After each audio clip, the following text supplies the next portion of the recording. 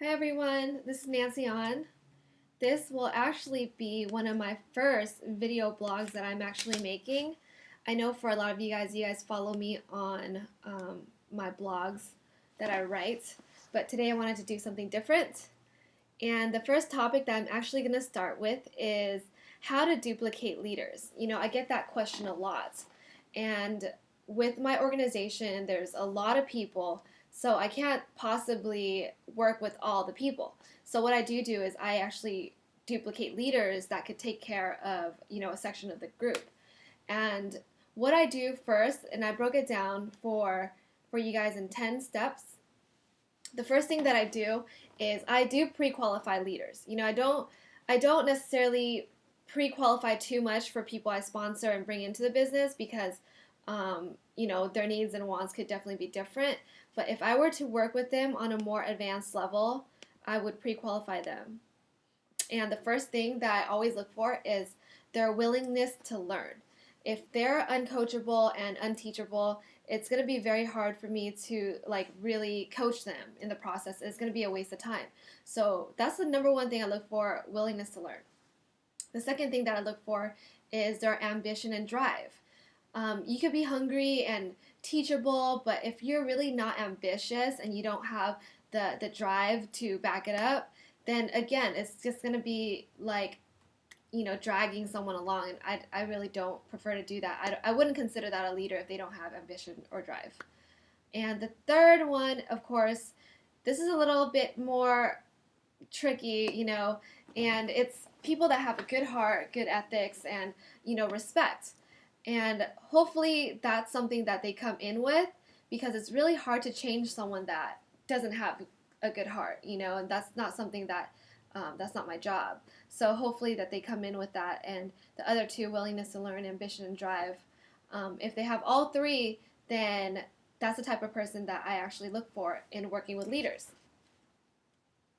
And then the second thing is that these leaders should be performance-based leaders, and they need to focus on the solution versus the actual problem. And again, if people that are always kind of looking at dead ends and thinking everything's impossible and have a negative outlook on everything, it's very hard to build them as a leader and to coach them because you'll be spending so much time just trying to fix their mindset, and that's not something that I really want to do when I'm working with people that I actually trust to take care of the rest of the team.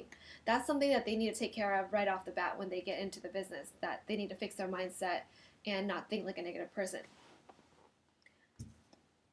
Also, when it comes to duplicating leaders, these leaders, if you are coaching them and you're helping them, they should have some type of exclusive type of activity or training, and they need some extra incentives. So you wouldn't say, oh, this is the group of leaders I work with, but you don't really do anything extra or special for them. They should have certain types of incentives to be your leader, and advanced training, or they get to hang out with you more, they get personal access to you, whatever it is. It has to be enticing enough for someone to want to be your leader and to continue to be taking on that extra responsibility.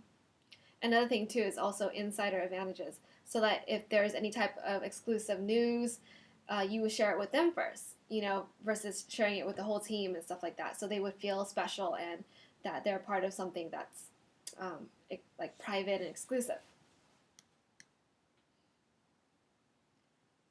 Okay, and the fourth one is they need to be well trained and they need to be exceptional at what they do. More so, of course, than the average rep. Because if they're one of your leaders, but they're not more skilled than an average rep coming in, then it wouldn't look like it's valuable to be your leader.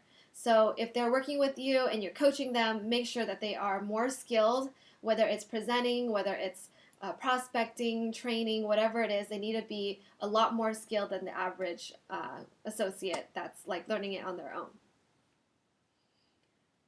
Number 5, this is what I always do. I always do the weekly calls or weekly meetings in person. They need to see you more often than the rest of the team. Meaning that of course, they have special access to you more than the rest of the organization does. So if you see your organization, let's say, 2 times a week, you should see your leaders at least 3 to 4 times a week, or at least get on the phone with them and just have a lot more interaction with them. The next one is they need to have a clear understanding of the team's objectives. I mean, every meeting there should always be a reminder of the bigger picture of the team's objectives, from culture to goals to basically everything, so everyone's on the same page. Since they are going to have a lot more responsibility and they're basically your officers going out there and handling the team and taking care of the group, they need to have the same vision that you guys have together. It shouldn't be, they have their own goals and then, you have your own vision. I mean, all the leadership in the Corps has to have the same exact vision for the entire organization. I'm not talking about personal goals. That's something that, of course, everyone has a different personal goal. But if they are running the organization, they need to understand the organization's mission and vision, and it has to be congruent, like all the way through, every single leader, even if they're running different regions and whatnot. These leaders you are duplicating need to have team pride. So whatever it is, they just need to be proud of the entire organization. They need to be team players. They can't pretend, and if they do, like, it's very hard for the team to work together if you don't really know whether your leaders are prideful of the team. So team pride is very essential.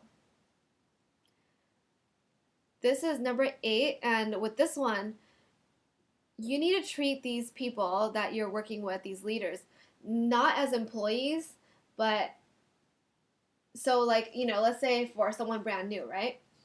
You don't necessarily need to tell them all the reasons why we would advise them doing step 1, 2, and 3. But when you're working with leaders, you do need to tell them why. Because for myself, let's say, for example, I used to do loans. And as an employee, my boss would tell me what to do, and she'll give me a to-do list every day. But I would never know why I had to do it. I just thought it was, okay, I was just doing it as a job. So I never really had, I didn't know exactly how to carry on the task. I would do it, but it wouldn't never be to my full potential because I never understood the importance of each goal. I never knew why and how it played in the bigger picture. So, and that was, that's just what it is at a job. You're not really supposed to know all the reasons why. You just do your job. That's why employees will never put in as much as a boss would. But in this business, they have to know why, because it's their business too. And for them to carry out a task and carry out an actual thing that they need to do, if they understood why, the people would actually put in a lot more effort than had they not known and you just told them to do it. So with leaders, I always tell them why behind everything. Even though it might seem obvious to you, it's not necessarily obvious to the other people. So I always tell them why. That way they understand the urgency of the actual task, and it would be carried out with their full heart versus just doing a job that I asked them to do. And which is what we have to keep in mind, that we are running a business and people are following us on a volunteer basis. So we need to keep in mind that we need to treat these people like partners and not employees or anything like that. Number 9 is trust.